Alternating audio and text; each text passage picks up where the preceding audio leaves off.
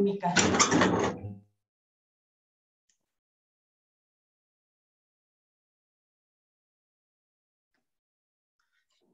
Muy buenas tardes. Sean todos y todas muy bienvenidos a esta conferencia, Retos y Continuidades de la Ley Federal de Educación Superior. Saludo con mucho respeto y agradecimiento a nuestra ponente, a nuestra estimada amiga, la doctora Carmen Rodríguez Armenta, quien en otra muestra de solidaridad y disposición aceptó compartir con nosotros sus conocimientos y apreciaciones sobre este tema tan importante para nuestro nivel educativo. Destaco y saludo la presencia de autoridades federales y estatales de educación superior, así como la presencia de nuestros queridos rectores y directores generales de instituciones de educación superior y directores de escuelas normales del Estado de México. También saludo con mucho cariño a nuestros compañeros académicos y de la estructura de cada una de nuestras instituciones del Estado de México. Agradezco la participación en esta sala virtual y en la transmisión simultánea en YouTube de más de 400 docentes y directivos. A partir de la promulgación de la Ley General de Educación Superior en el mes de abril, es preocupante para nosotros tener una clara visión y verificar los alcances del ordenamiento que rige la vida académica, administrativa y operativa de más de 540,000 alumnos y 62,000 docentes de instituciones educativas asentadas en el territorio estatal, correspondientes a los subsistemas federal, estatal, autónomo y privado, de los cuales el 24% es atendido por el subsistema educativo estatal a través de las instituciones aquí presentes. Es por ello que en cumplimiento de las instrucciones del señor gobernador Alfredo del Mazo y del secretario de Educación Gerardo Monroy Serrano, nos hemos dado a la tarea de buscar espacios de análisis, reflexión y operatividad de esta ley, que es sin duda para el contexto educativo nacional y en lo particular de la educación superior, un parteaguas normativo firme y claro que plasma en sus líneas el futuro inmediato de la educación superior en el país. Y es precisamente bajo esta convicción que nos permitimos plantear en su momento a una autoridad en la materia, no por su cargo público, sino por su probada calidad profesional y amplio conocimiento del tema, la doctora Carmen Rodríguez Armenta, que nos distinguiera esta tarde en esto que será sin duda un invaluable ejercicio de intercambio de ideas bajo la apreciación común de que la educación superior es uno de los medios más valiosos para impulsar el desarrollo y que hoy se apuntala con este ordenamiento que establece un marco normativo inédito y representa un avance sustantivo en el reconocimiento, impulso y visión del campo educativo superior en el país, considerando principios fundamentales, tales como son la equidad, la inclusión, la igualdad, la interculturalidad, la responsabilidad ética y la transparencia, entre otros, con la certeza que estos objetivos serán alcanzados en esta positiva y propositiva jornada de trabajo. Agradezco la presencia de cada uno de ustedes. Muchas gracias. Gracias, subsecretaria. Antes de iniciar la conferencia, invito a quienes así lo deseen externar sus dudas y comentarios a través del chat de Zoom y canal de YouTube, ya que dentro del programa tenemos considerado un espacio de preguntas y respuestas. Cedo la palabra al doctor Maximino Ortiz Jiménez, quien presentará a nuestra ponente y moderará esta conferencia. Buenas tardes a todos y a todas. Realmente para el gobierno del Estado de México es una tarde, además de ser de fin de semana, una tarde muy rica en los puntos y en los análisis de quienes hemos escuchado a la doctora Carmen Rodríguez trabajar sobre el análisis de la ley.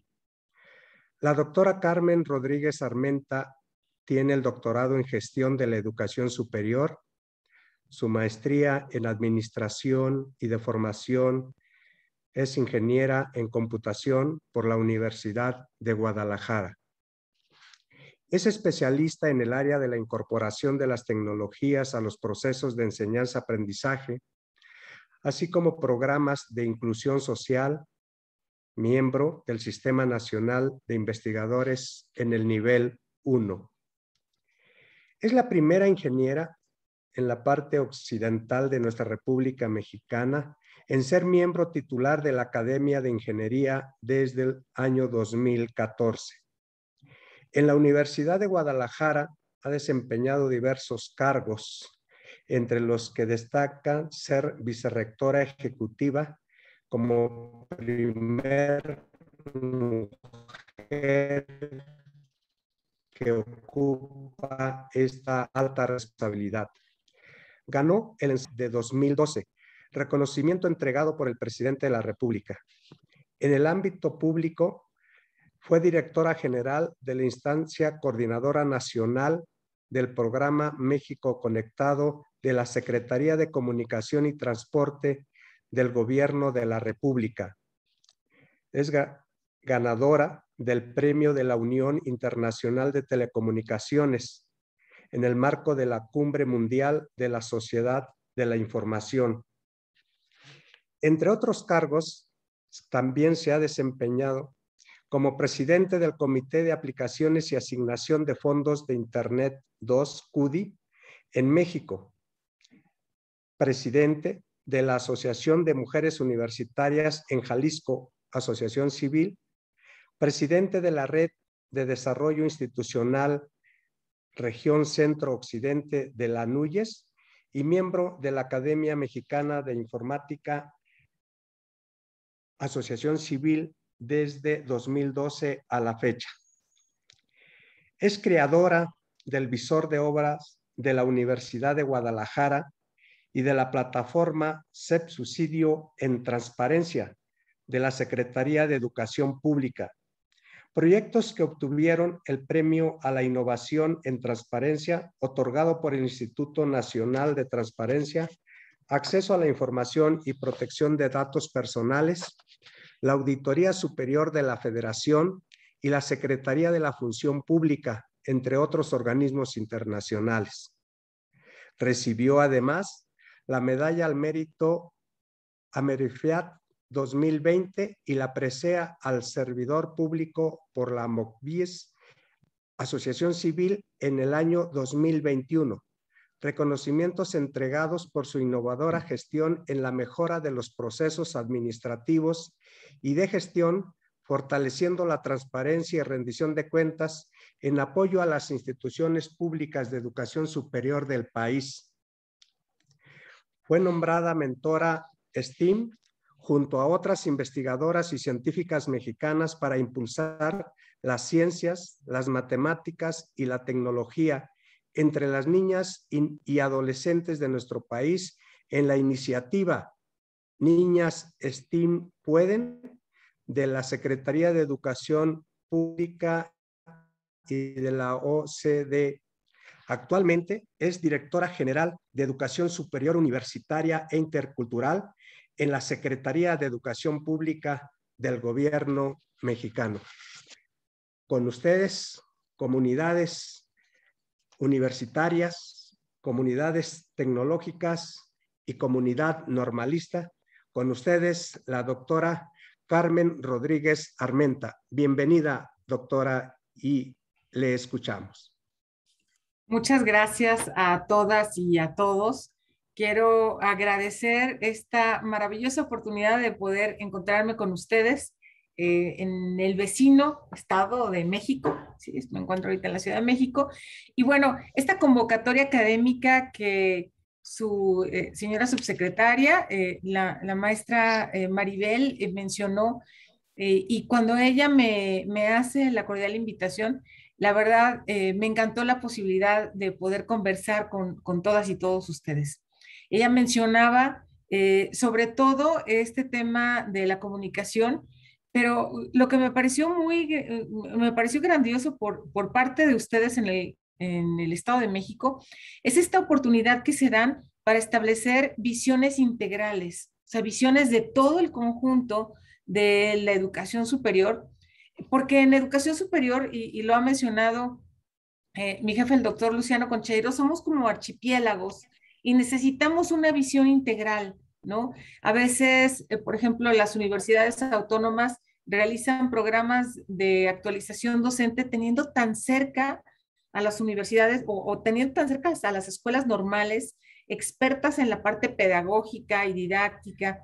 Entonces, el poder empezar a platicarnos entre todos, ¿sí? No con visiones separadas como se ha dado hasta el momento y cómo ha sido el crecimiento natural, ¿no? Histórico.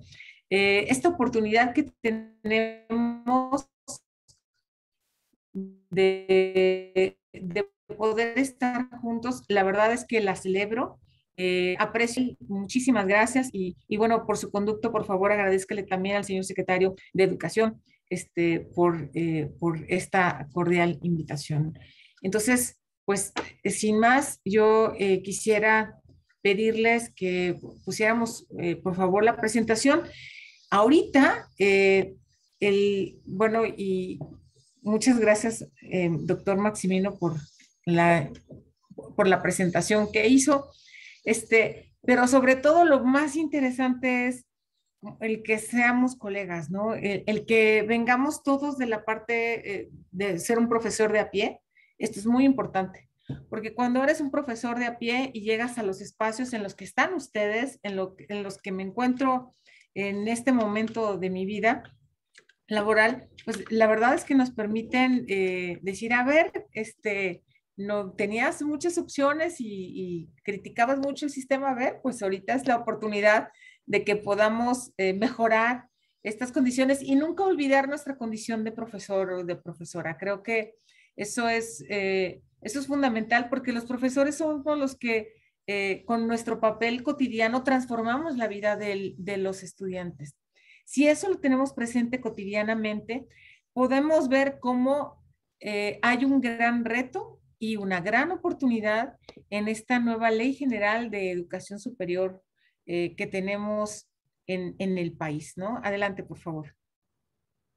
Y bueno, yo me voy a permitir comentar desde el día 15 de mayo del año 2019, en el que se establece la reforma constitucional en materia educativa, el artículo 3, y aparece con mucha claridad cómo la educación superior también va a ser gratuita y obligatoria. Ojo, obligatoria por parte del Estado, es decir, que nosotros como Estado tenemos que garantizar que todas y todos los estudiantes, todas y todos los jóvenes que quieran entrar a educación superior, pues debemos de generarles un espacio, ¿sí? Entonces eso no es tan sencillo. Y bueno, en esto, este fue el trabajo en el sentido, creo que dije 2019, es 2020, el 15 de mayo, pero tiene elementos muy importantes en el sentido donde dice que será universal, inclusiva, pública, gratuita y laica, ¿sí? Entonces, nos vamos a la siguiente, por favor. Porque si hay una reforma constitucional, entonces ustedes saben que debe haber una serie de modificaciones a las leyes para que podamos establecer una política pública de gratuidad, ¿sí?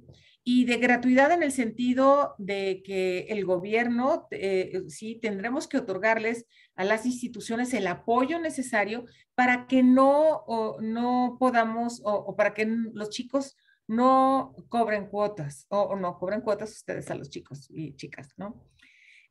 Lamentablemente esto no se había entendido muy bien o no se ha entendido.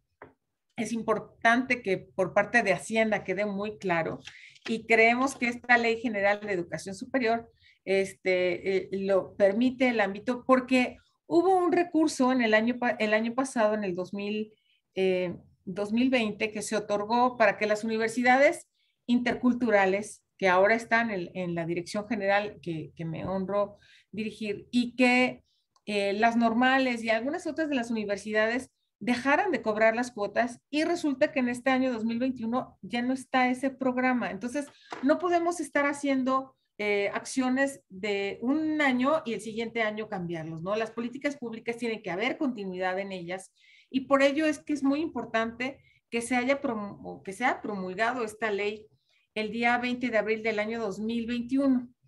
Porque desde el año 1978, donde solo había una ley para la coordinación de la educación superior, no se había establecido un elemento formal, un instrumento jurídico que permita sí exigir todas las condiciones para poder tener la gratuidad, la obligatoriedad y una serie de elementos que están aquí contenidas en la ley y que voy a exponer ante ustedes para que podamos conocerlas, ¿no? Adelante, por favor. Me voy a permitir presentar este video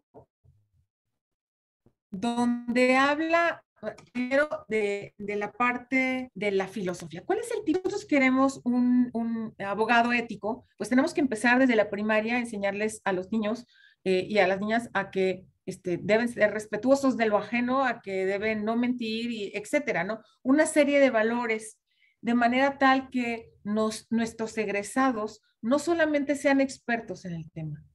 Queremos que nuestros egresados sean también unos buenos ciudadanos y unas buenas personas. Y entonces, el poder llegar a tener una respuesta integral ante ello, pues requiere de muchos elementos, entre ellos de una nueva ley y de un elemento filosófico como lo que vamos a ver ahorita. Adelante, por favor, con el video.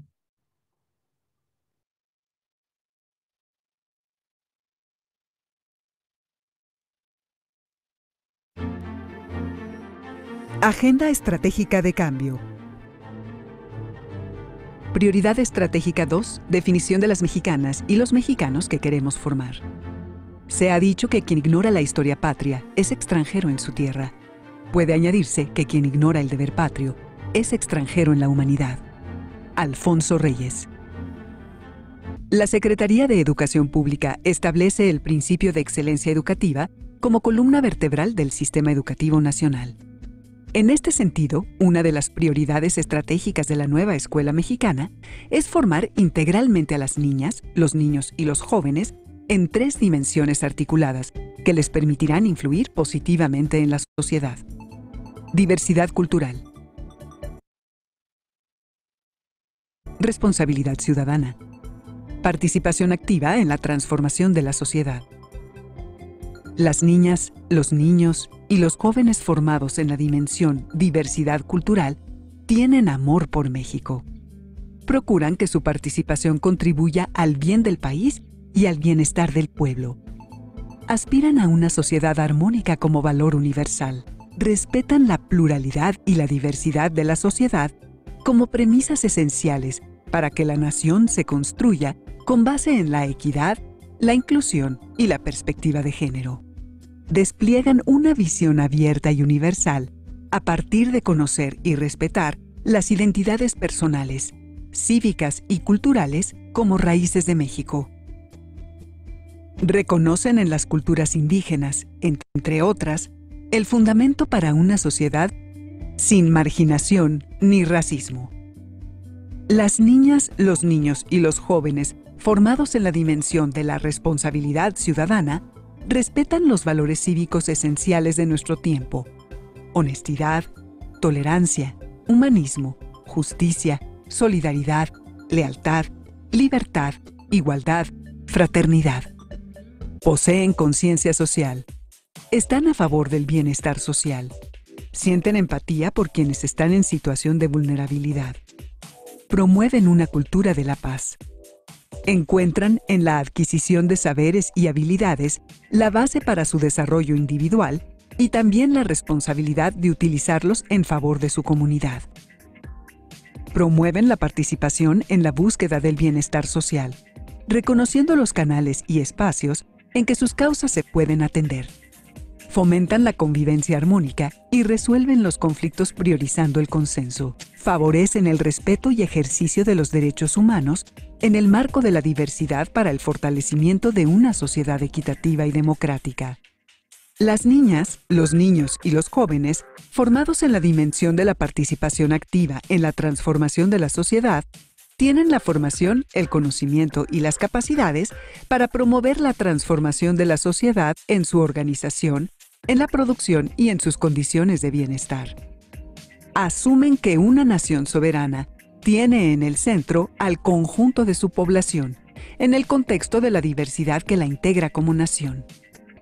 Desarrollan el pensamiento crítico a partir del análisis, la reflexión, el diálogo, la conciencia histórica, el humanismo y la argumentación fundada para el mejoramiento de los ámbitos social, cultural y político. Tienen las capacidades para lograr el conocimiento necesario en métodos y avance tecnológico para lograr el aprendizaje permanente. Propician la libertad creativa para innovar y transformar la realidad.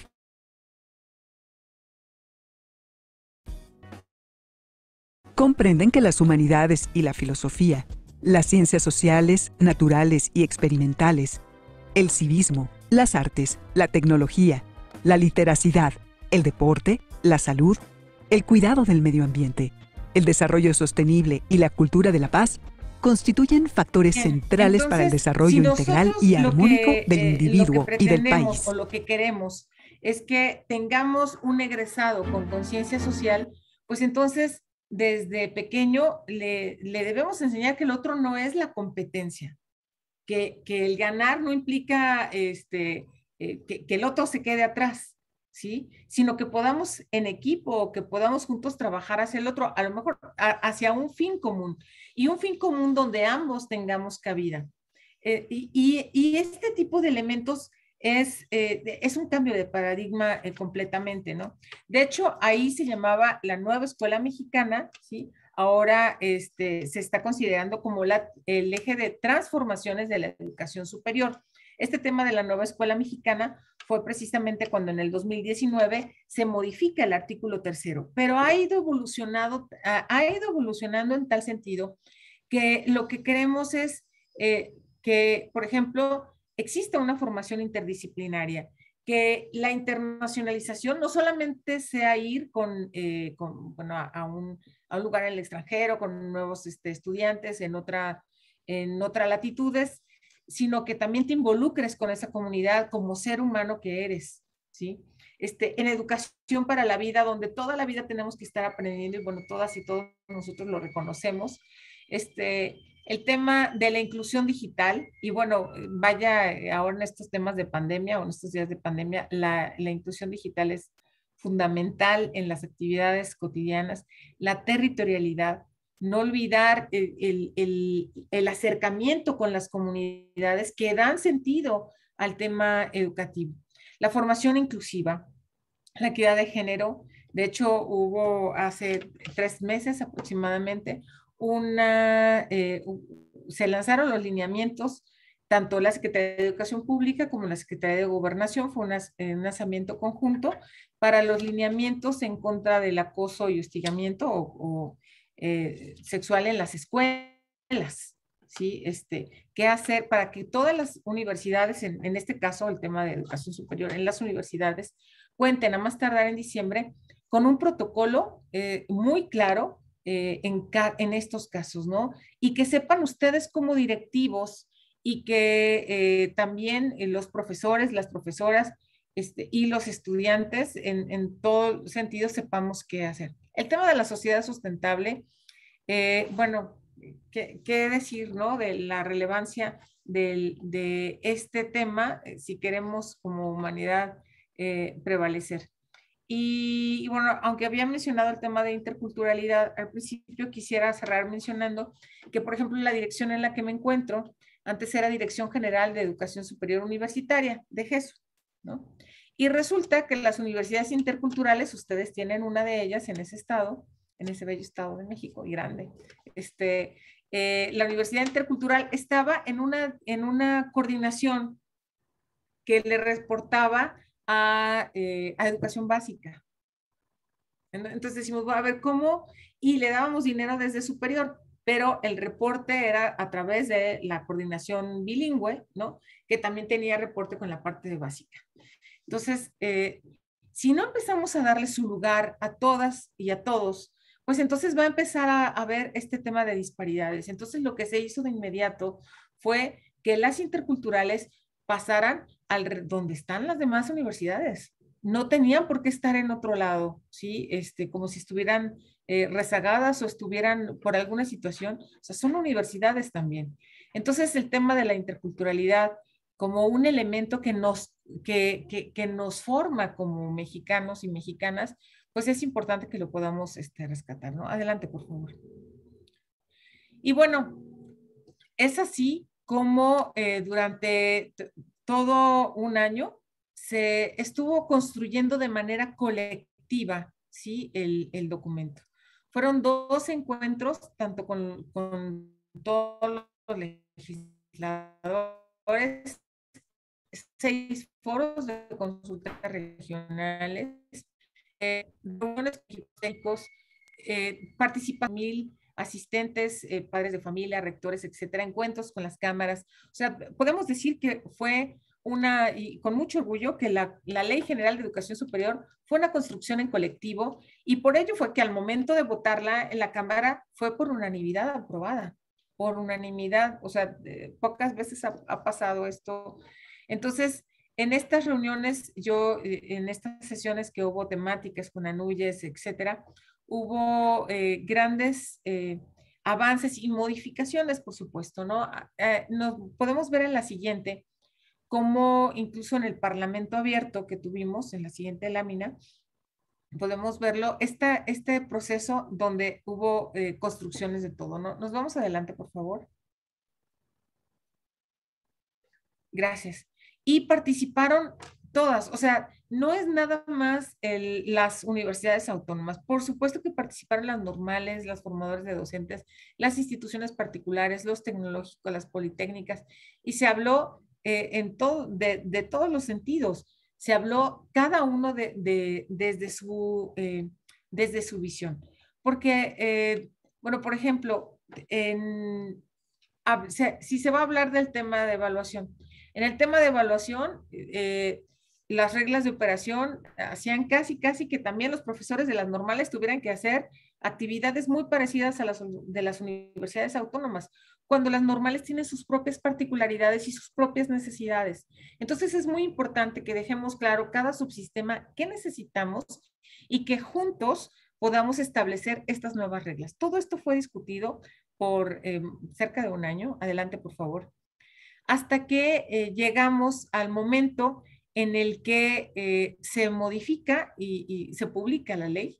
Y bueno, tiene que estar obviamente en acuerdo o tiene que ser muy vinculada con la ley que está en proceso ahorita, que es la Ley General de Humanidades, Ciencias, Tecnología e Innovación, que tiene el CONACYT en su programa sectorizado, ¿no? Adelante, por favor.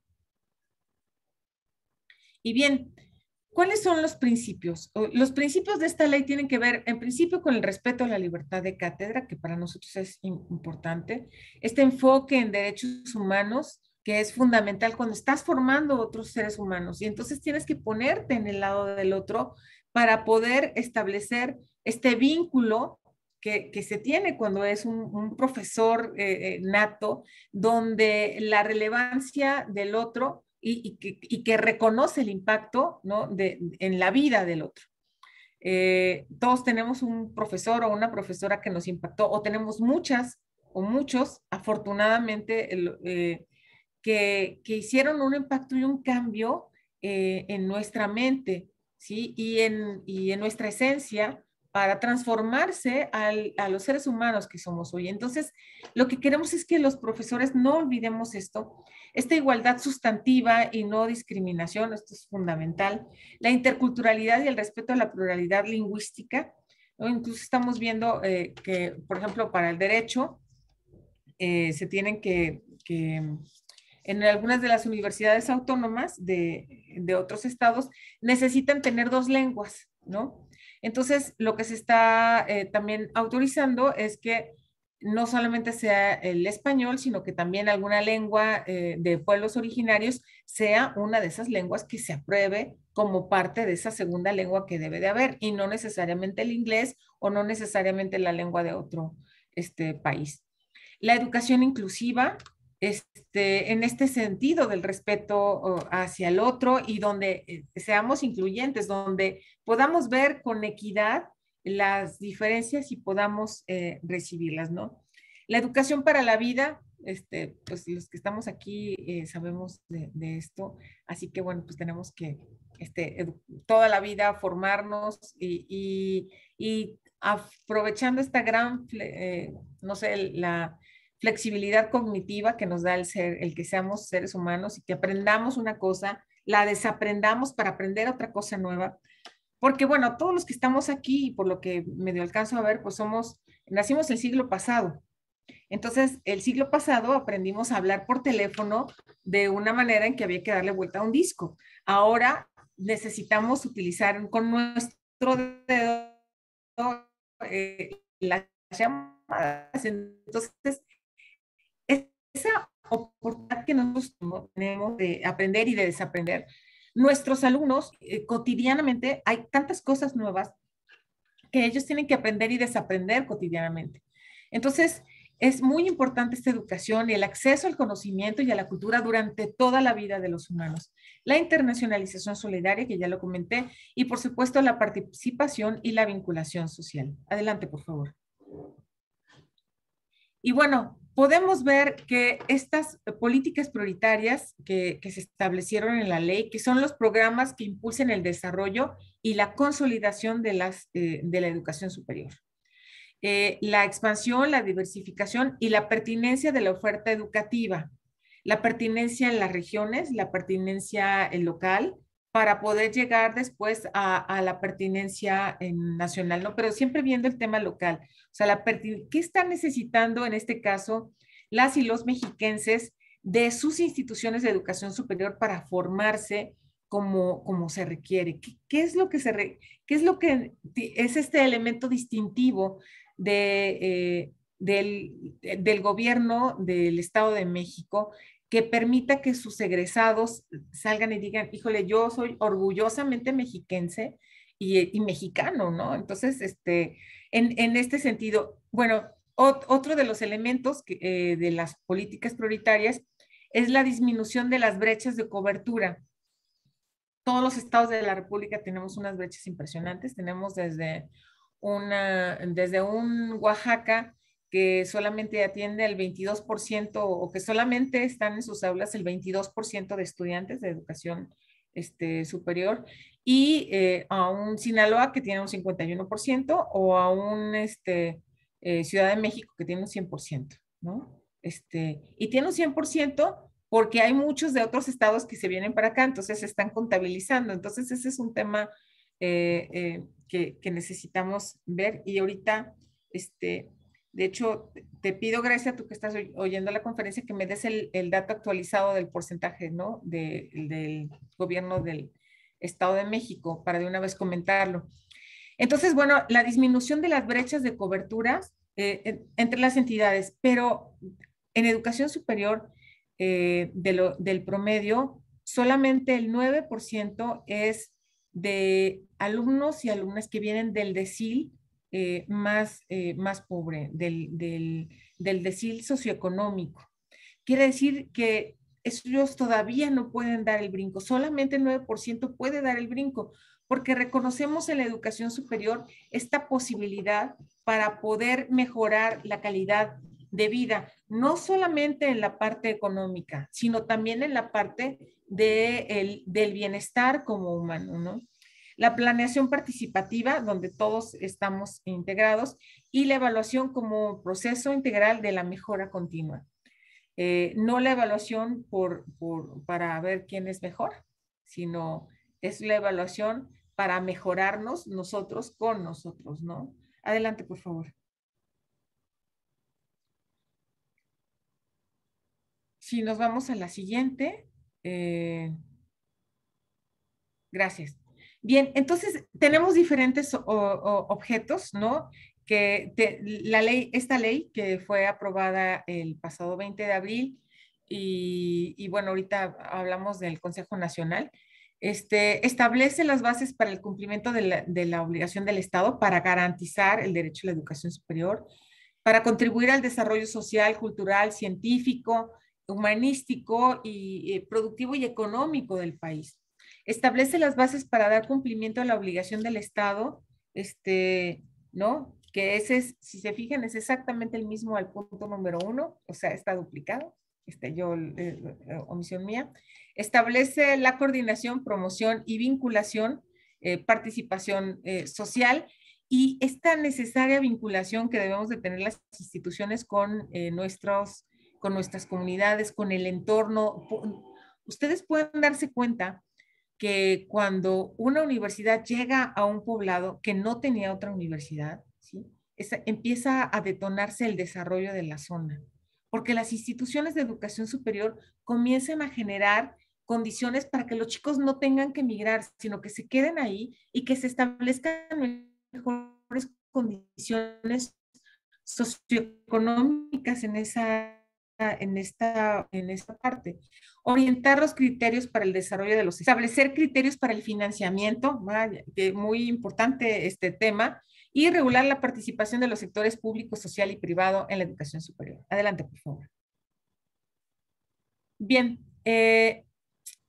la ley menciona que habrá un consejo, ¿sí? Un consejo nacional para la coordinación de la educación superior, que se llama CONACES. La subsecretaria, su subsecretaria estuvo ahí, tuvo una participación muy buena, por cierto. Muy pocas secretarias se atreven a hablar cuando hay como, no, debo mencionar que la subsecretaria de ustedes sí está ahí muy al pie del cañón. Y bueno, se establecieron 13 proyectos estratégicos. Estos proyectos estratégicos son los siguientes, y ojo con ellos porque es parte de lo que vamos a emprender, ¿sí? Y a desarrollar para poder tener condiciones. Uno de ellos es el modelo y política de financiamiento para la obligatoriedad y gratuidad de la educación superior. No es el mismo monto que se entrega a una universidad autónoma que el que se entrega a una universidad tecnológica, ni a una intercultural. Pero, ojo, ni siquiera eso. Digo, está bien, cumplen diferentes funciones, tienen diferentes necesidades, pero al interior, incluso, si vamos a tasar a todas las universidades autónomas, pues el dinero que se entrega a la Autónoma de México es diferente al dinero por estudiante que se le entrega a Chiapas, y es diferente al dinero que se le entrega por estudiante a Tamaulipas. Entonces, decimos, ¿cómo? A ver, no hay lógica. La lógica es que hubo elementos de gestión política, ¿sí? De otra naturaleza, para que un alumno de Tamaulipas, por ejemplo, se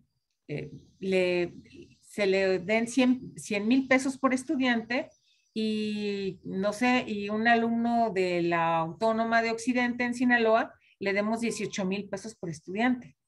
Así de amplia es la brecha. Y así de amplio es el reto. Porque los que les das más no les pueden decir, oye, pues ¿por qué me vas a quitar, no? Entonces, ¿cómo hacemos para estos darles un poco más?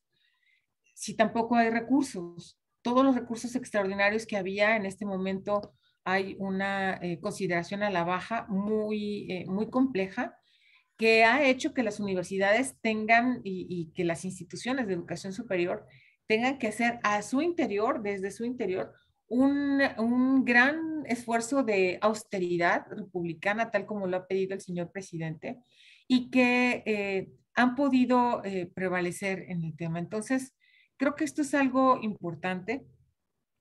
Algo que también es relevante es la percepción social que se tiene de las instituciones respecto al financiamiento. Para algunas, y bueno, cuando de repente se comienza a hablar del tema de financiamiento en la Cámara o en algunos elementos, mencionan, es que las universidades son unas corruptas. Digo, cuidado, no son las universidades, son los funcionarios y las funcionarias. A ellos háganle los que tengan que hacer, métanlos al bote, pero las universidades son las instituciones que gracias a ellas permitieron un crecimiento o nos permiten un crecimiento y un desarrollo como país. Entonces, seamos muy cuidadosos cuando vamos a hablar acerca de las instituciones, ¿sí? O sea, son las y los funcionarios de ese momento, las y los funcionarios que actuaron así. Entonces, pues el peso de la ley al tema, ¿no? Pero no a las instituciones. Las instituciones han permitido la transformación de miles y millones, o sea, de millones de estudiantes. Y creo que todos nosotros, o la gran mayoría de los que aquí estamos, de seguro somos productos de la universidad pública. Por algo estamos aquí. Y creemos en la transformación que da la universidad y que da una institución de educación superior a la vida de los seres humanos. Entonces, es muy importante que el tema de financiamiento se observe con mucha precisión, con mucha racionalidad, ¿sí? Y con mucha puntualidad en este sentido. Bien, el punto número 2 es la armonización normativa. Es decir, que todas las leyes de los estados, o sea, que también, por ejemplo, en este caso, el Estado de México tendrá que reformar su ley estatal de educación superior, ¿sí? En alcance a estos esquemas o a lo presentado por la Ley General de Educación Superior, ¿no? Y bueno, los lineamientos y todo lo demás. El Registro Nacional de Opciones para la Educación Superior, donde un estudiante que diga, a ver, yo quiero estudiar, no sé, la normal en Michoacán. Y pues resulta que el siguiente ciclo va a tenerse que ir a Estado de México, entonces que pueda decir, bueno, a lo mejor no, o a lo mejor no tuvo cupo en la ciudad, en Michoacán, y que pueda a través de un registro nacional, podamos decir, a ver, no hay manera de entrar aquí, pero puedes entrar a Estado de México, o puedes entrar a Chihuahua, o puedes irte a Yucatán. Entonces, en ese sentido, tener la amplitud de todo el territorio nacional para sentirlo parte de nosotros como mexicanos y no solamente la entidad en donde estamos. O si vamos a estar en la entidad, en este Registro Nacional de Opciones, poder identificar, a ver, quizá no salí en listas en nutrición que yo quería en la Universidad Autónoma del Estado de México. Pero, resulta que la Universidad del Valle de Toluca también la tiene. Digo, estoy poniendo un ejemplo, no sé si la Universidad del Valle de Toluca la tenga. Luego me dice, rectora, si la tiene o no. Y lo que hacemos es que el estudiante diga, no está aquí, pero está en esta otra universidad y entonces yo tomo esta otra universidad. A veces por desconocimiento, los estudiantes quieren estar solamente en las universidades más grandes, ¿sí? Entonces, el que podamos tener en un solo espacio, a ver, tienes todas estas opciones y es más, si no hay en Estado de México, pues a lo mejor hay en Tlaxcala o tienes aquí Hidalgo, cerquita y que puedan ver al territorio nacional como todo un entorno, ¿no? El otro es el programa de ampliación de la oferta de educación superior. Este programa lo que da es la necesidad de revisar la pertinencia de la oferta educativa. A ver, cómo estamos, no solamente cómo estamos egresando, no sé, contadores, abogados, que son como los que tienen un gran cúmulo de estudiantes, sino a lo mejor ahora el país necesita, pues en lugar de, no sé, necesita ahora también ingenieros biomédicos, ¿no? Pues entonces, ¿dónde lo vamos a aplicar o cuál va a ser el elemento fundamental del gobierno, del Estado de México para decir, a ver, nosotros vamos a ser muy buenos en tal cosa? O sea, hay una meta específica. Yo puedo hablar, por ejemplo, de que el Bajío, en Guanajuato hay muchas carreras de manera automotriz, ¿no? Entonces, bueno, si vamos a elegir una buena universidad para el tema automotriz, pues nos vamos para allá. O el tema de aeronáutica, nos vamos a Querétaro.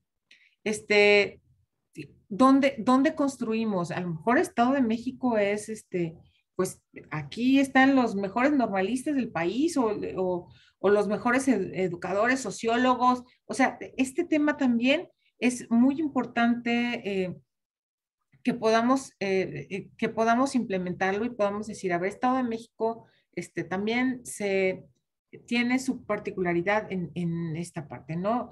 Pero sobre todo esta pertinencia de la oferta educativa. El Plan de Acción para la Igualdad de Género y asegurar que las instituciones de educación superior se constituyan como espacios libres de todos los tipos de violencia, en especial la de género y de discriminación hacia las mujeres. Y podemos nosotros observar cómo para algunas de nuestros estudiantes las universidades son el único espacio seguro, el único espacio, donde podemos establecer estas condiciones de donde a veces en su casa la violencia es una normalidad y que necesitamos ir a todos estos, como a todos estos espacios, ¿no? Entonces, en ese sentido es muy importante este plan de acción para la igualdad de género, así como la reinstalación de las comisiones estatales para la planeación de la educación superior. A ustedes les va a tocar, a usted, estimada subsecretaria, y a todos, ¿no? En este sentido de poder tener elementos para planear cómo es la educación superior en el Estado y también hacer el espacio de deliberación para las COEPs, pero a nivel nacional. Adelante, por favor.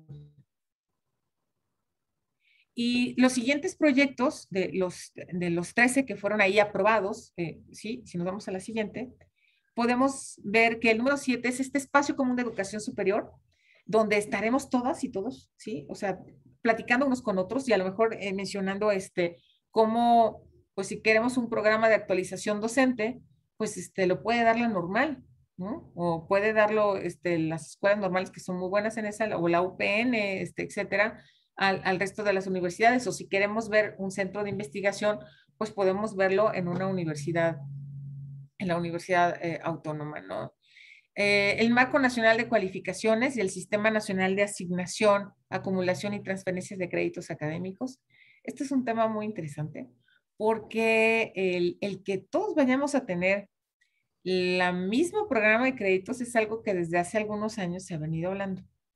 No nos hemos podido dar a la tarea de organizarnos o de ponernos de acuerdo, donde, por ejemplo, a ver, si yo egreso un abogado y ahora resulta que se quiere ir a Veracruz, pues tiene que ser un tortuoso trámite de revalidación, ¿no? Entonces, ¿cómo hacemos para que los abogados de allá también tengan cierta compatibilidad de créditos con los abogados de aquí, o que lo que se va a estar trabajando allá también puede establecerse en los otros estados de la República? Entonces, esto es algo que se va a trabajar. Ojo, estos 13 programas son lo que se va a desarrollar, ¿sí? O sea, no están ya desarrollados, es algo que vamos a trabajar y que las y los invitaría en coordinación con sus autoridades estatales a que trabajemos en conjunto para ello, ¿no? El Programa Nacional de Educación Superior y los programas estatales de educación superior, donde se planteará pues todo el esquema de la planeación y de la operación de educación superior, y es este vínculo de unas con otras, ¿no? El sistema de evaluación y acreditación en la educación superior. Bueno, ahorita las universidades le pagan a CIES, a COPAES, a Ceneval, ¿no? Y bueno, lo que queremos es que haya un solo sistema y que tengan relaciones metodológicas. Vamos a platicarlo mucho. Las universidades tienen dentro de sí los pares académicos expertos en estas áreas. Entonces, bueno, pues serán convocados con los foros correspondientes. Así fue como se aprobó en el tema, porque lo que queremos ya no es solamente formar un buen abogado, queremos formar un buen abogado que sea un buen ciudadano y que sea una buena persona. Entonces, poder tener esos 3 elementos en este resultado, ¿no? En este esquema de formación no está fácil, ¿sí? Y medirlo mucho menos, porque es un elemento profundo, es un elemento cualitativo más que cuantitativo, más que haber cursado todos los créditos. Está bien que hayas cursado todos los créditos, pero ¿y qué sucede si no sabes trabajar en equipo? ¿No? ¿Qué sucede si para ti, si no te interesan la comunidad, ¿no? Entonces, bueno, ese tipo de elementos es parte de lo que vamos a trabajar ahí.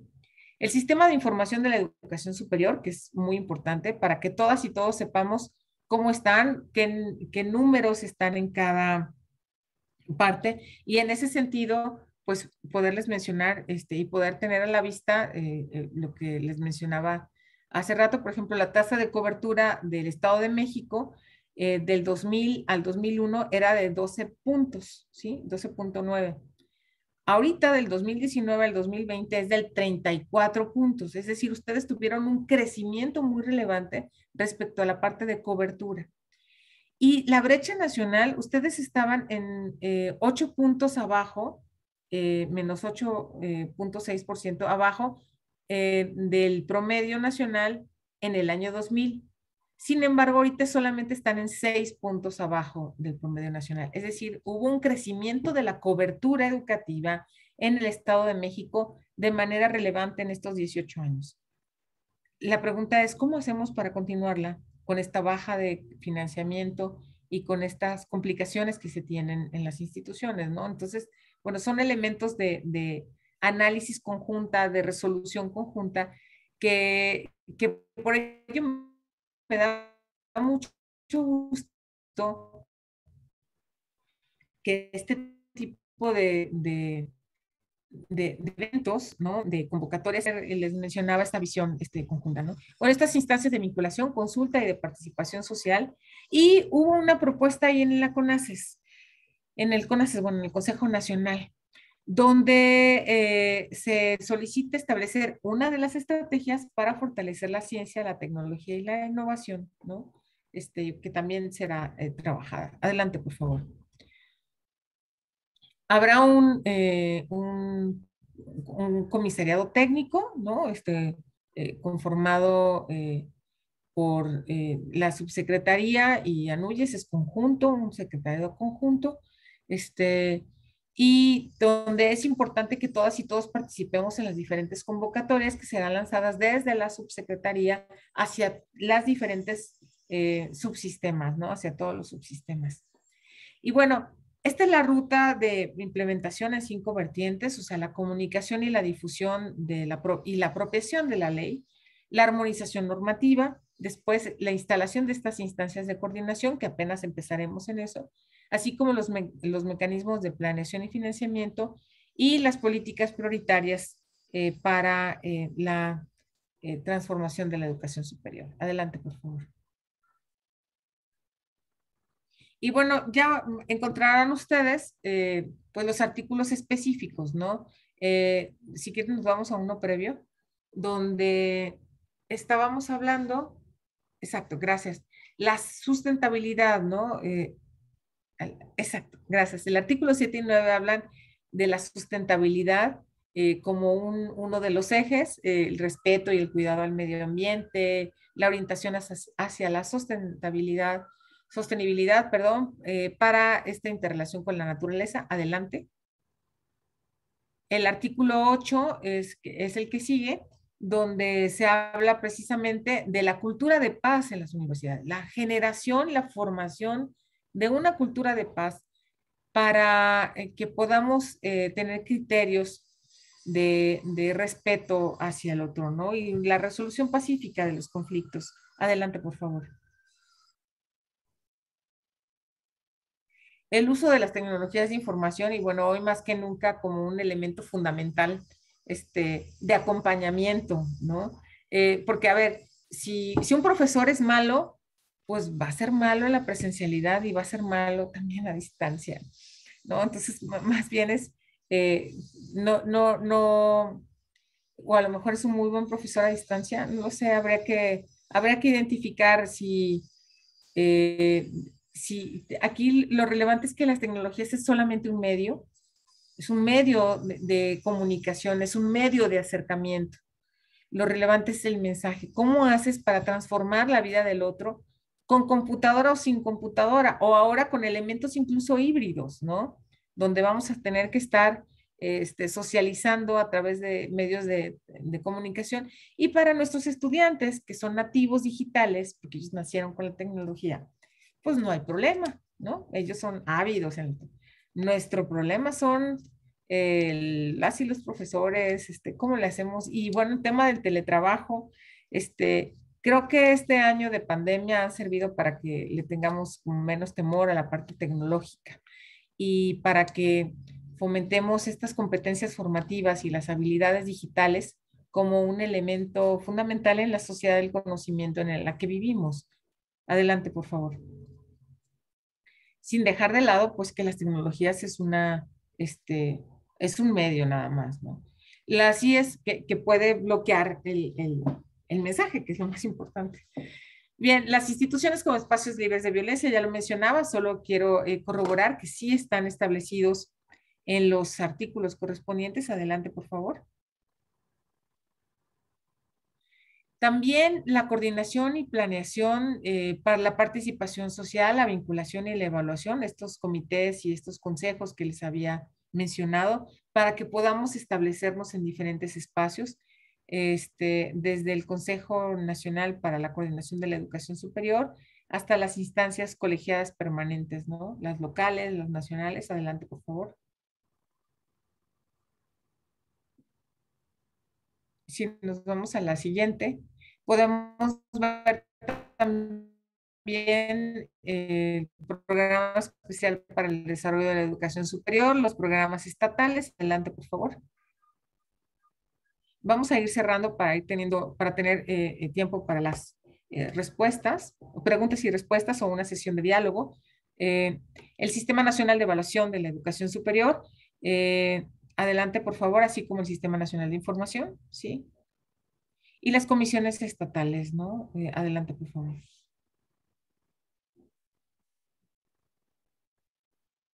El tema del financiamiento. ¿Sí? Plurianual para la infraestructura educativa que tanta falta hace. El Fondo Especial para la Obligatoriedad. El modelo de asignación de recursos públicos. Adelante, por favor. Y bueno, este fondo que les mencionaba, que fue otorgado a las instituciones que más lo requerían, que son las normales y las interculturales, y pues que este año Hacienda no nos lo dio, entonces que es muy importante poderlo tener para regresar a la obligatoriedad y a la gratuidad, por supuesto, ¿no? Adelante, por favor. Ya hablamos del Registro Nacional de Opciones.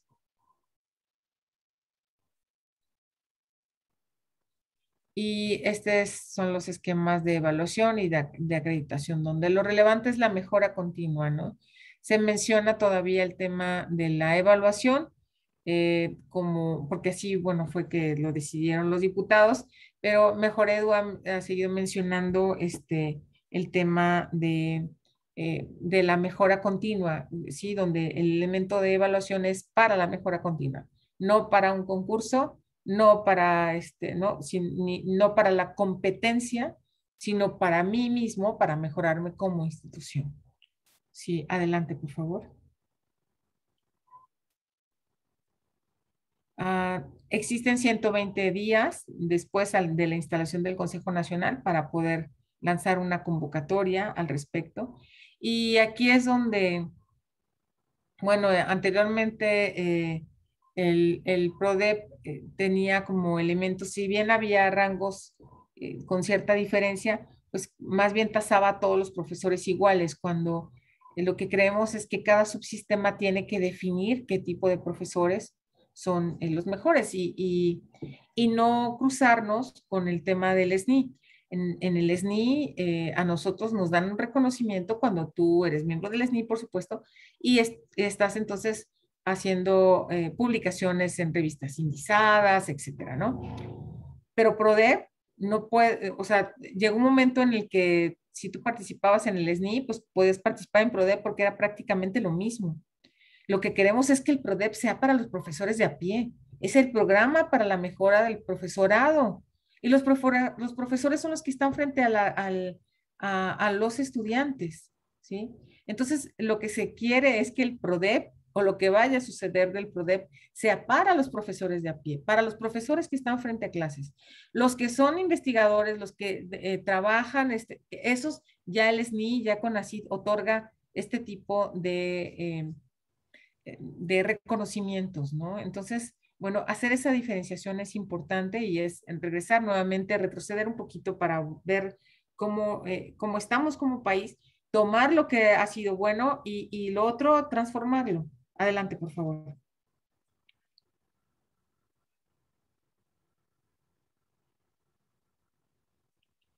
Y bueno, este es el consejo.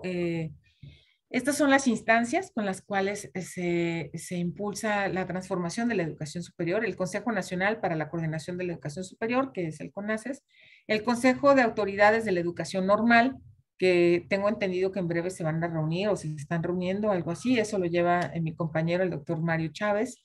Las instancias de vinculación de la educación superior, que están en coordinación directamente con la subsecretaría, los consejos estatales de planeación, que también ya están trabajándose en propuestas con base a lo que ya existe en los estados. Adelante, por favor.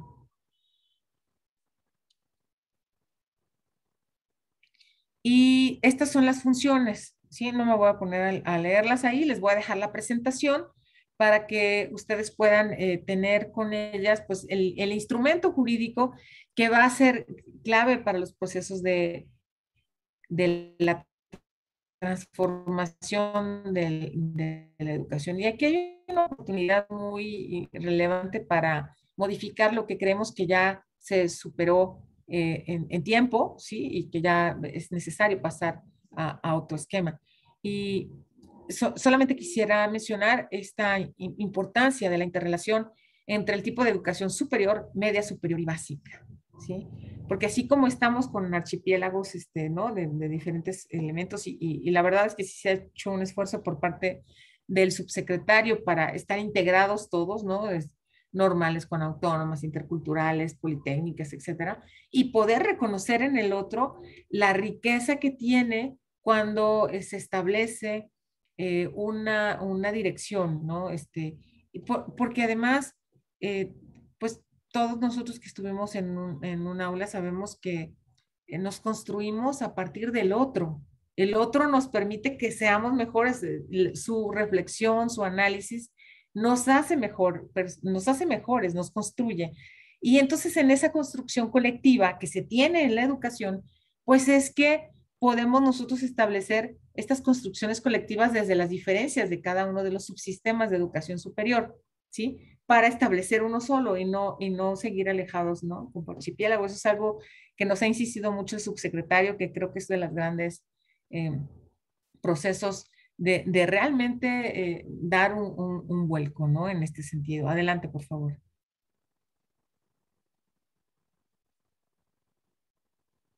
Y bueno, estas son también previstas, el espacio común de educación superior, ya lo mencioné, y las propuestas también en la parte científica, ¿no? Adelante, por favor. Bien, esto es nada más del tema de evaluación y acreditación, que son uno de los elementos como más complejos que se tienen, pero bueno, que espero podamos sacar bien todas y todos juntos. Adelante, por favor. Adelante. Estos son los componentes que habrá de la consulta, o sea, la convocatoria amplia. Es decir, va a haber convocatorias para que puedan establecer los elementos de la evaluación y de la acreditación desde una encuesta abierta, adelante. También habrá foros, ¿sí? De consulta a titulares de los subsistemas, adelante, por favor.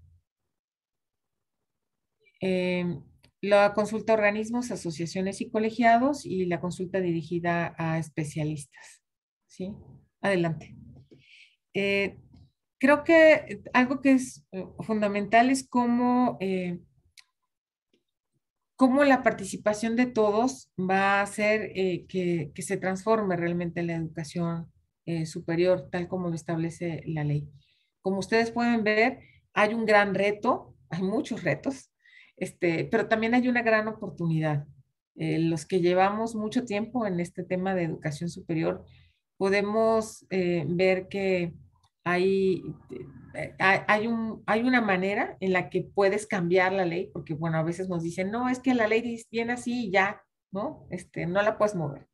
Entonces, bueno, la ley nos establece muchos elementos de oportunidades y de avance en este sentido, ¿no? De impulsar la educación superior en todos los ámbitos y para que sean, pues, para que el futuro de nuestras y nuestros ciudadanos, en este caso de las y los mexiquenses, pues pueda llegar a buen puerto y por supuesto sean los líderes que son, ¿no? En eso sí debo reconocerlo, trataba de identificarles, a ver, son buenos en aeronáutica, no sé qué, no, ¿qué son? Creo que puedo identificar a las y los mexiquenses como grandes líderes sociales. Entonces, en ese sentido, pues hay mucho que construir ahí y pues adelante, yo me reitero a sus órdenes.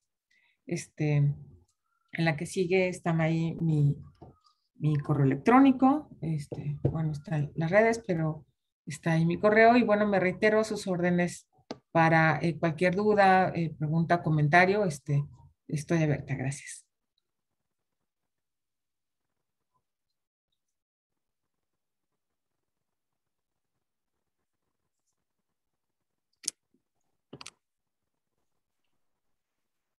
Adelante, doctor Max, por favor.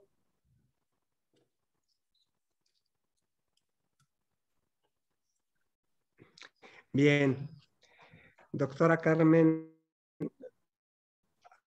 ha sido un verdadero placer acompañarle en compartido con nosotros desde los planteamientos de esta visión integral de la educación superior y en el Estado de México la gran preocupación por lo diverso de nuestro Estado, por lo rico de nuestro Estado, de plantearnos este primer reto de cómo lograr, cómo integrar, cómo concretar una visión integral de la educación superior mexiquense.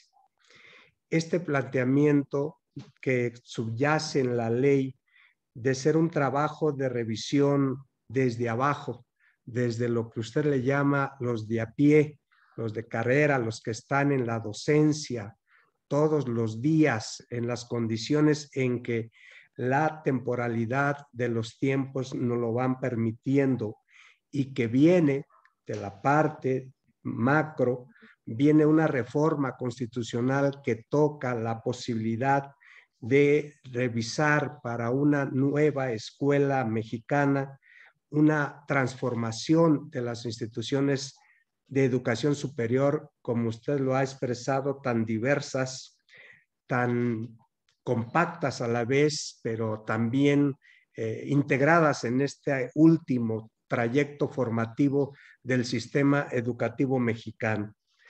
La construcción colectiva que señala y que en verdad es importante reconocer que permitió la aprobación de la ley y los principios que la contienen, así como el recorrido que hizo por algunos de los artículos que nos parecen muy importantes, que dan contexto a la propia ley y a los retos.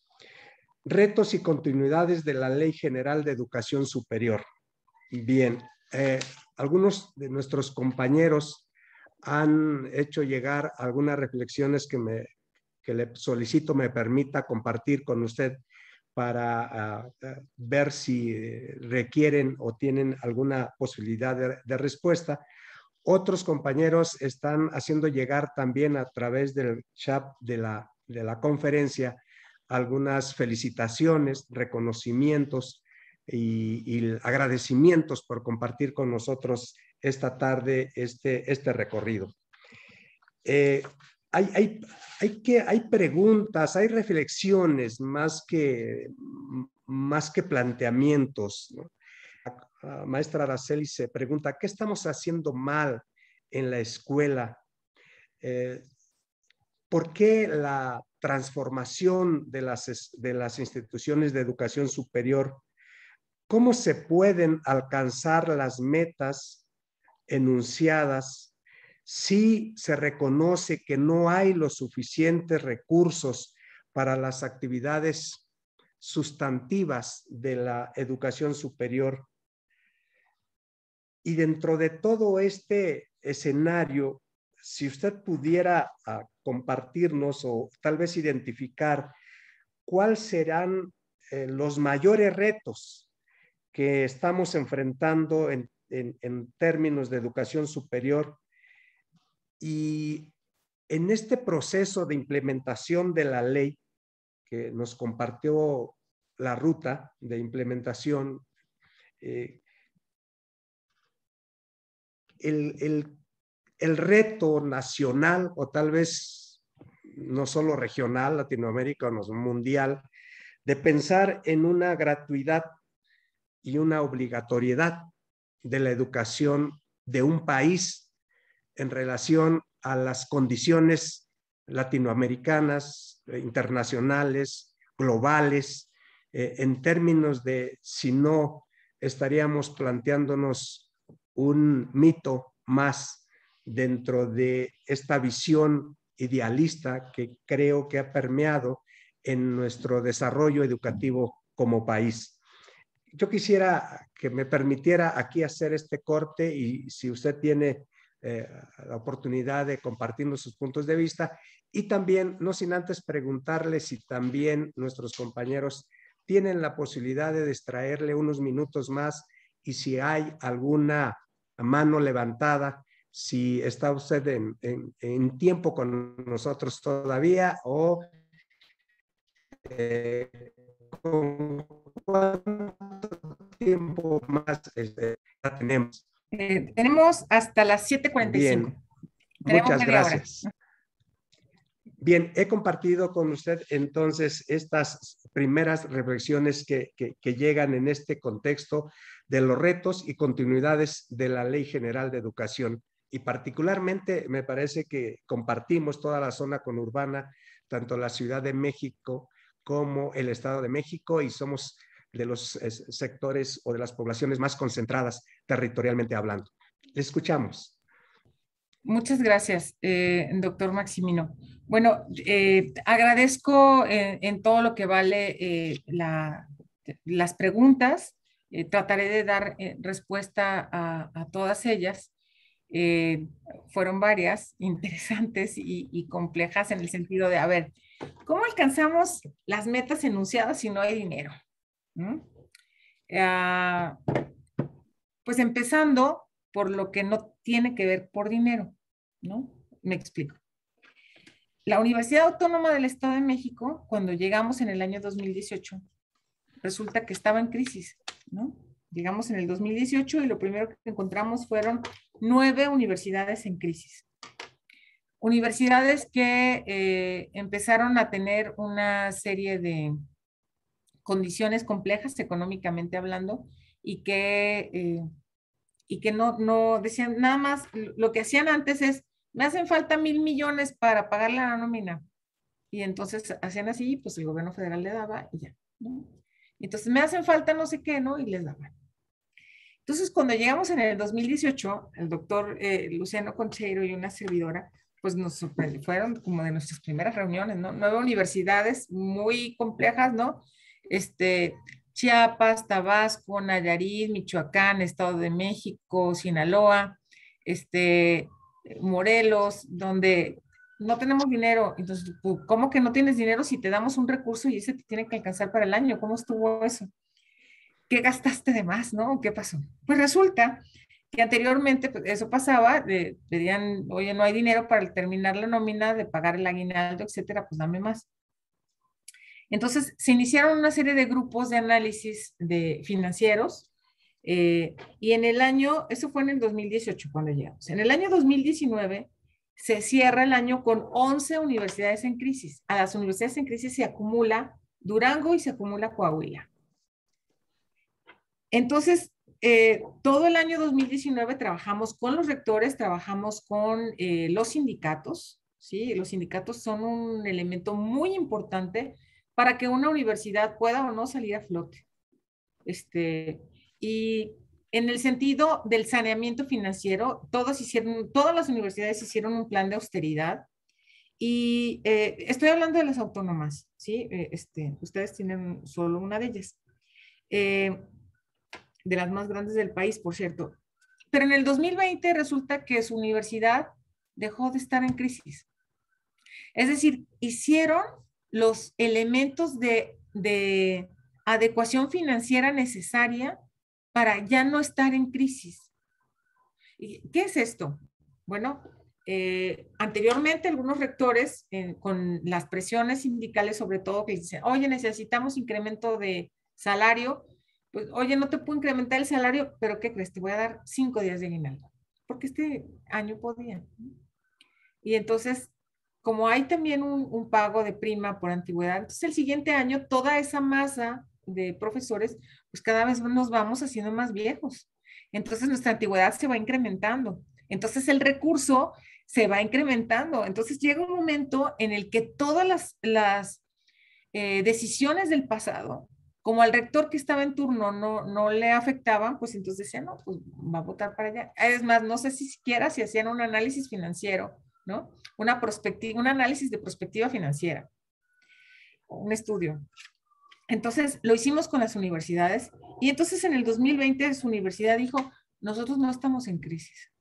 Hicimos adecuadamente, incluimos adecuadamente lo que tenía que incluir, se habló con el sindicato, se habló de la necesidad de poder hacer un esfuerzo de todas y todos para que a su universidad no tuviese una complicación. Por ejemplo, les voy a poner un ejemplo cercano de ahí de Morelos. El sindicato dijo, no nos incrementen el incremento salarial, o sea, de manera solidaria con la institución. ¿Cómo le hacemos si no hay dinero? Con este tipo de acciones solidarias. A ver, no hay dinero, sí, no hay dinero para los que más ganan, pero el que lleva el aseo o el que hace el aseo, pues ese sí requiere de pues de un incremento salarial, ¿no? Porque a lo mejor gana 10 veces menos que yo. Y entonces yo dejo de obtener lo que yo tenía, que era una cantidad importante, para darle al otro, que a lo mejor para mí es poco, pero para el otro es mucho. Con ese tipo de acciones solidarias o con ese tipo de acciones en conjunto, es que se pueden empezar a establecer elementos financieros sin necesidad de que tengas mucho dinero. Porque, a ver, pues no va a haber dinero que alcance si no eres un buen ejecutor del recurso. Si tú estás acostumbrado a tener en tus reuniones puras flores lindas y 15 personas de protocolo, pues entonces al rato vas a querer 16 personas o 17 personas, ¿no? O si estás acostumbrado como rector o como autoridad de una institución a traer una Suburban blindada, pues ahora vas a querer 3 Suburban, ¿no? O sea, el tema es que seamos conscientes que este es un recurso de todos, es un recurso del pueblo y es un recurso de la comunidad universitaria. Y al ser un recurso de la comunidad universitaria, tenemos que rendirles cuentas y tenemos que ser austeros, tenemos que ser claros, tenemos que ser prístinos en el ejercicio del gasto. Y eso es algo que anteriormente, como teníamos dinero, pues entonces ni siquiera lo veíamos. Ahora no tenemos dinero, entonces tiene que haber mayor creatividad de los directivos al respecto. Y entonces, si yo no puedo, no sé, impermeabilizar, ¿no? Si yo no tengo para pagar una impermeabilizada, pero tengo estudiantes de ingeniería civil, entonces puedo invitarlos una tarde, ¿no? A decirles, va a ver, todas tus materias aquí, si hacemos una buena impermeabilizada. Y entonces empieza a haber una participación y una contribución social de lo que estamos recibiendo. Este es un elemento que es importante y que creo permitirá no solamente alcanzar las metas, sino que también pongamos el dinero donde sí se necesita. Claro que se necesita dinero. Se necesita dinero para que los chicos no paguen la matrícula. Eso sin duda debe haber un fondo para todas las instituciones. Y bueno, eso es algo que desde la Secretaría se está insistiendo permanentemente ante la Secretaría de Hacienda, ¿sí? Y es un elemento que no vamos a dejar, ¿no? El subsecretario Concheiro ha sido muy específico sobre la necesidad de contar con ese fondo. Entonces, bueno, esa es una manera. Ya cuando no hay para dónde hacerse, pues entonces sí se levanta la mano y se ve en conjunto cómo se hace, ¿no? Por ejemplo, nos hace falta gel ahorita para el inicio de clases de educación básica. Y entonces, platicando con su rector, el doctor Barrera, de la Autónoma del Estado de México, dijo, nosotros podemos hacer, tenemos capacidad de hacer 1,000 litros al día, 5,000 litros a la semana, y solamente el pago de insumos, etcétera. Pues claro que vamos a ir con ustedes. O sea, la comunidad universitaria es tan increíblemente generosa cuando hay este tipo de aperturas, que creo que hay mucho por hacer ahí, ¿no? Y con nuestros estudiantes. No es que no es que se escuche muy, muy romántico, ¿no? La verdad es que, digo, vengo de una universidad, ustedes lo escucharon, de la universidad más grande del país, después de la UNAM, de 329,000 estudiantes. Y cuando queríamos hacer algo en conjunto, la verdad es que era una gran masa de movimiento social. Entonces creo que las universidades tienen mucho que decir en ese sentido para alcanzar estas metas de transformación que se requieren. Y bueno, el tema de gratuidad obligatoriedad, traté de incluirlo ahí. ¿Por qué insistimos en la gratuidad y en la obligatoriedad? Porque en otros países solamente el que tiene dinero puede acceder a educación superior, ¿sí? Entonces, si nosotros seguimos teniendo este paradigma de que solo el que tiene dinero puede acceder a educación de calidad, y nos vamos a dar cuenta que siempre vamos a seguir siendo un país pobre, porque en realidad la educación superior transforma vidas. O sea, recuerden ustedes cuando entraron a la universidad y recuerden cómo salieron de la universidad, cómo salimos de la universidad, con un cambio de vida, con una visión amplia. O sea, si seguimos haciendo acciones para que nuestros estudiantes sean bien formados, sin duda, esto, sin duda lo vamos a conseguir, ¿no? Pues, ¿y por qué mirar a América Latina, ¿no? A Latinoamérica. Me llamó la atención la pregunta de por qué si América Latina está ahí. A ver, América Latina siempre voltea a ver a México, ¿no? Los que hemos estado en redes latinoamericanas de alguna cosa, siempre hay una visión hacia dónde va México, y creo que eso es importante que no dejemos de lado la importancia de que todos y todas puedan tener educación superior. Ojo, es gratuidad y obligatoriedad del Estado, es decir, todos los que quieran tener educación superior. No se va a obligar a que todo el mundo estudie. Hay gente que dirá, yo no quiero estudiar, y se vale también, ¿no? Y estudiar no solamente para ser un buen trabajador, sino estudiar para ser un mejor ser humano, donde tu curiosidad, tu interés por la ciencia, esté permanentemente integrado. Ahora, a todo esto hay que ponerle números y reglas. No es nada más así como el tema filosófico, ¿no? Entonces ya están las reglas, ahí están las leyes, y hay que ponerle números, ¿sí? ¿Qué se requiere para operar la COEPES? ¿Qué se requiere para operar el Espacio Común de Educación Superior?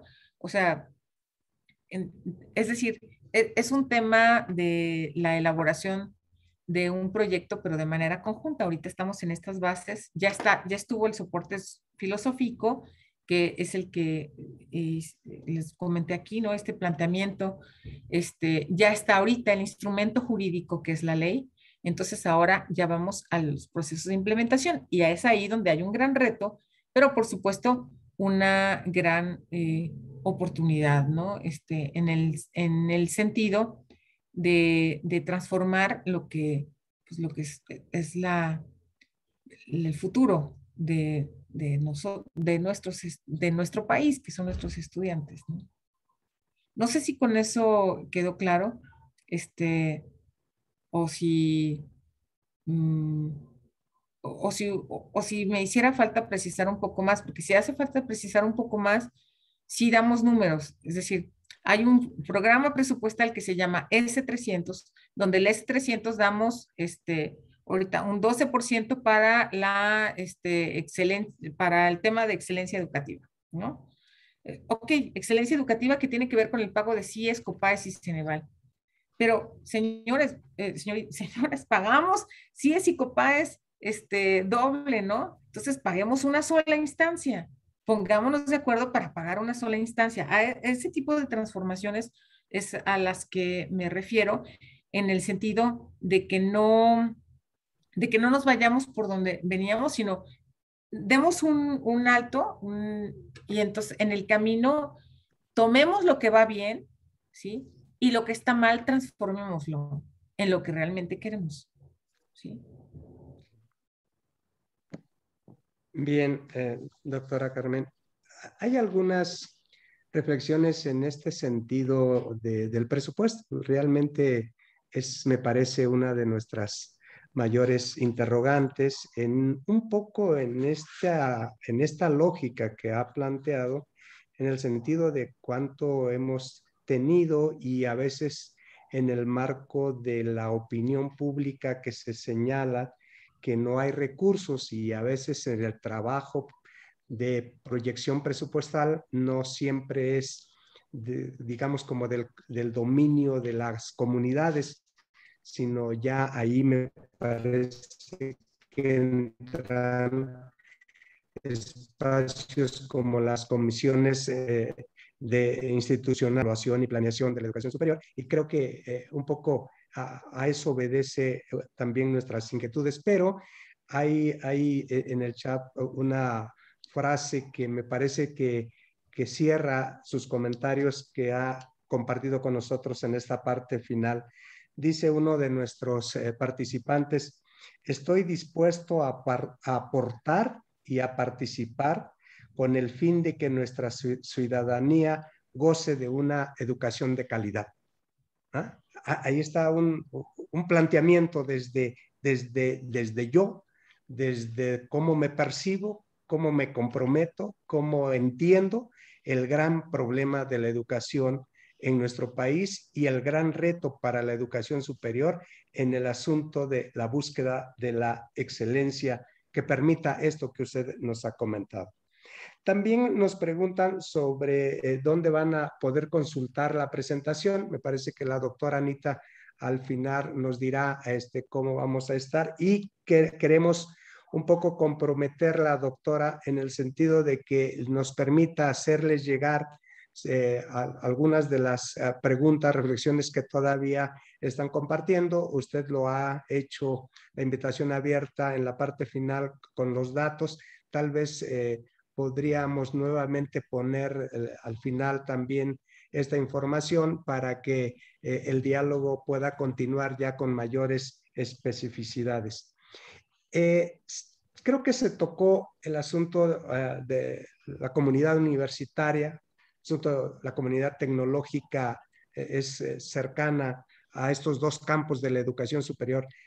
Se habla de una deuda histórica en el caso de las escuelas normales y la formación de docentes. Las escuelas normales no estaban contempladas, ni la formación docente no estaba contemplada en la Ley para la Coordinación de la Educación Superior de 1978. Ahora aparece. ¿Cómo se observa la llegada de las instituciones normalistas y de formación docente y el ejercicio para que puedan llegar a las instituciones el impacto de la ley? Alguna vez, hablando con algunos colegas, nos preguntaban desde la Secretaría de cómo estaba impactando la ley en la vida cotidiana de las escuelas. Y nosotros nos planteábamos de que no sabíamos con exactitud cómo lograr. Hay dos preguntas que se relacionan en este sentido. En esta sensación de la opinión pública de que a veces en nuestro país muchas cosas se quedan en el nivel de ley, en el nivel digamos, de reglamento, de letra, y que no logra tocar la cotidianidad de la escuela, de los salones, de la docencia en nuestras instituciones. Esta ruta que usted nos ha planteado, ¿tiene previsto un ir y regresar para un mayor fortalecimiento también de la ley?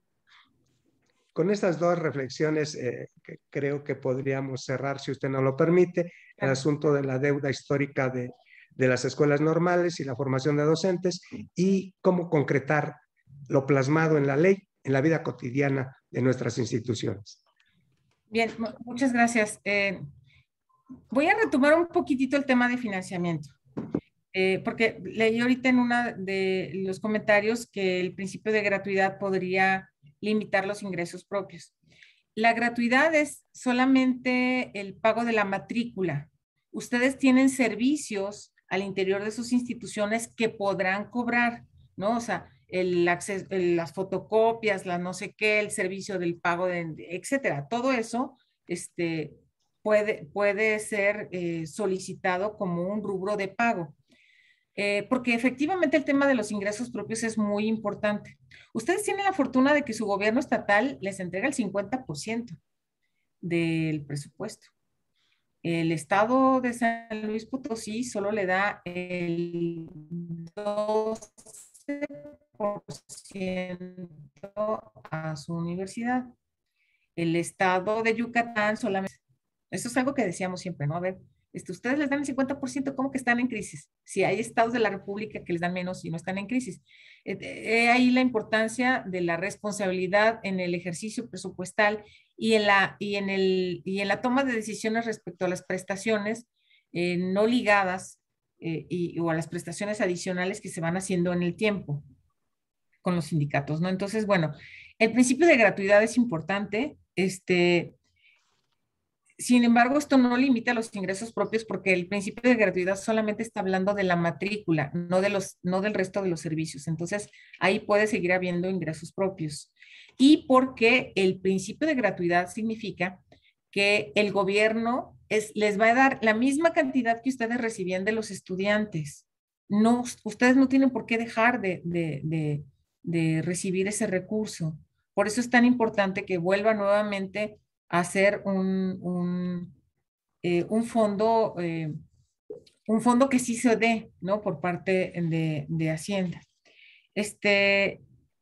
Entonces, a ver, efectivamente había una deuda con las normales. El artículo 34 de la ley, que me voy a permitir leer, viene con toda claridad. La Secretaría instalará el Consejo Nacional de Autoridades de Educación Normal, el cual tendrá como objetivo generar acuerdos sobre políticas y acciones para el desarrollo de las escuelas normales y las instituciones de formación docente. Estará integrado por la persona representante de la Secretaría, ¿sí? O sea, de la Secretaría de Educación Pública, y las personas responsables de la educación normal en las entidades federativas. O sea, le va a tocar, maestra Maribel. La Secretaría elaborará los lineamientos para su operación y funcionamiento. Ahorita están en ese asunto. El Consejo Nacional de Autoridades de Educación Normal podrá convocar a un congreso de carácter consultivo a la comunidad de las escuelas normales públicas sobre temas académicos que contribuyan a lograr los objetivos de la Estrategia Nacional de Mejora de las Escuelas Normales, de conformidad con la normatividad que emita la Secretaría. ¿Cómo hacemos para que realmente impacte esta ley en las escuelas? Bueno, ya quedamos que hay un tema filosófico, ¿no? Así como de queremos estudiantes que se preocupen por los demás.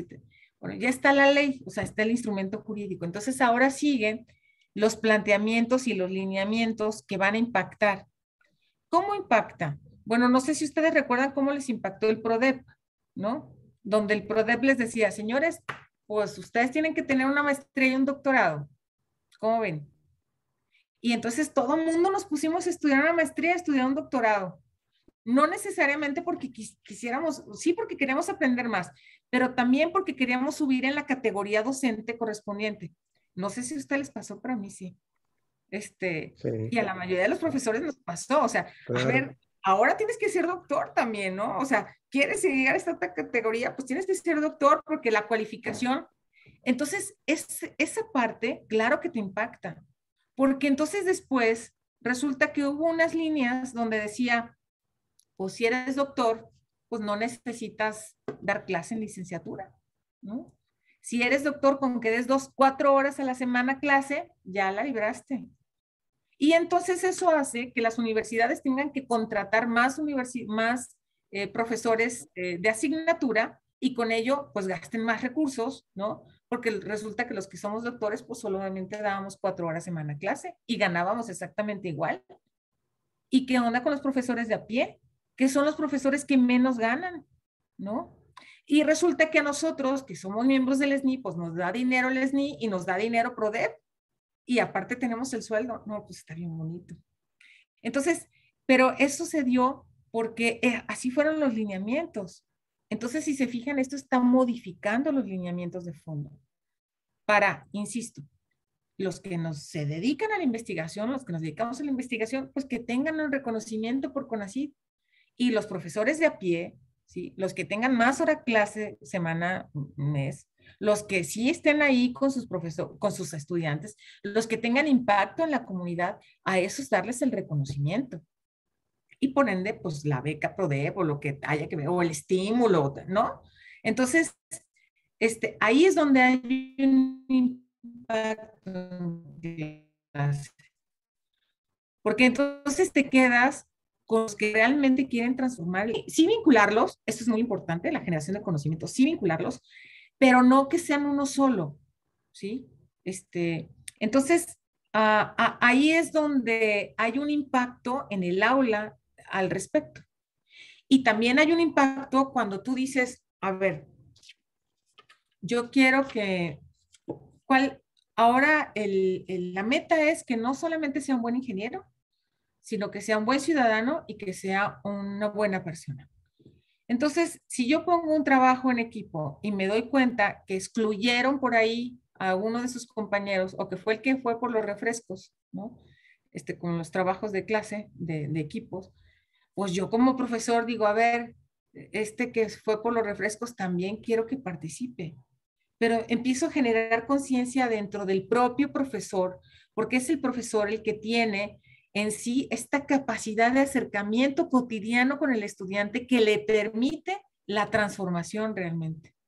Entonces, ahí en nuestros profesores, ¿sí? En revalorizar su actividad docente, es que va a estar el cotidiano, es el que va a estar en la transformación real del aula de todo esto que hablamos en papel, ¿sí? Entonces, por eso las y los profesores son tan importantes de todas las instituciones, y de vernos como instituciones hermanas y no vernos lejos. Yo celebro esta reunión, donde hay personas de los tecnológicos, de las normales, de las autónomas, de la autónoma, de las UPEAs, donde están ustedes estableciendo una visión común. Así que, querida subsecretaria, la verdad es que felicitaciones, yo me reitero a sus órdenes desde este espacio y bueno, también el doctor Luciano Concheiro, pues sabe que estamos aquí muy cerquita, cualquier cosa para todas y para todos ustedes en realidad, bueno, pues muchísimas gracias por el espacio y pues seguimos conversando. Esto no ha acabado, va empezando. Doctora Carmen Rodríguez, muchas gracias. Muchas gracias por estar con nosotros. Gracias, doctora. Gracias, doctor. Acto seguido, nuestra subsecretaria maestra Maribel Góngora Espinosa hace entrega de un reconocimiento a la doctora Carmen Rodríguez Armenta.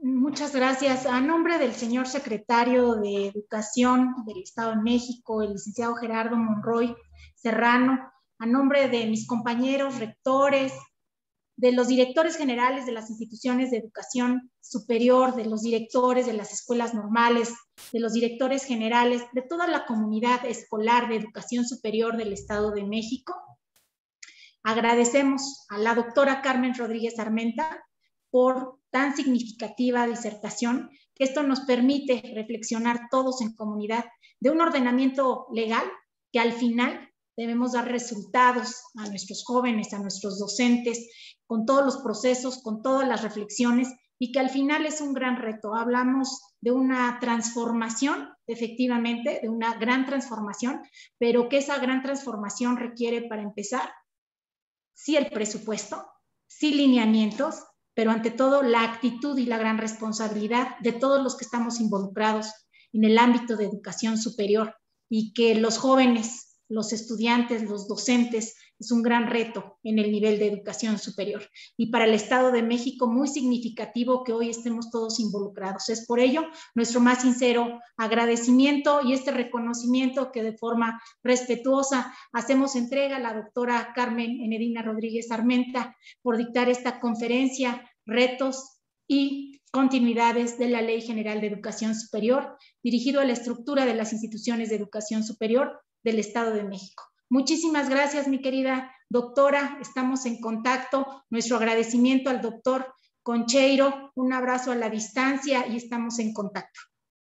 Muchas gracias a todas y a todos, querida subsecretaria. Muchas gracias. Gracias, doctor Maximino. Y bueno, pues me reitero a sus órdenes. De veras, muy agradecida, muy honrada por la invitación y por compartir con ustedes lo que esperamos sea Estaremos atentos para involucrarnos en los grupos de trabajo de diagnóstico y análisis que estarán organizando directamente de la Secretaría de Educación Pública. Muchas gracias, buenas tardes. Gracias, hasta pronto.